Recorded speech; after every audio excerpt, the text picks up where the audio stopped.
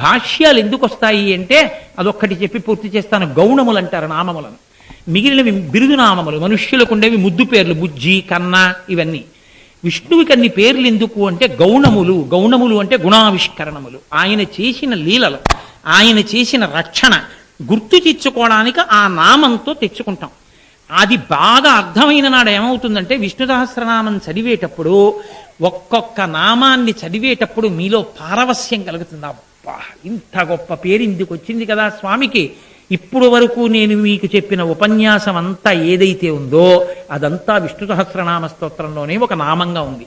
కాబట్టి ఇది అర్థం చేసుకున్నప్పుడు మీరు ఆ స్తోత్రం చదువుతుంటే మీ నోటి వెంట వెళ్ళదు అసలు. ఎక్కడో అక్కడ ఆగిపోయి ప్రీతితో పొంగిపోతారు. అందుకని భాష్యాలు కూడా చదువుకోవాలి, వాటి అర్థతాత్పర్యములను తెలుసుకోవాలి. తెలుసుకుంటే మనసు రంజిల్లుతుంది.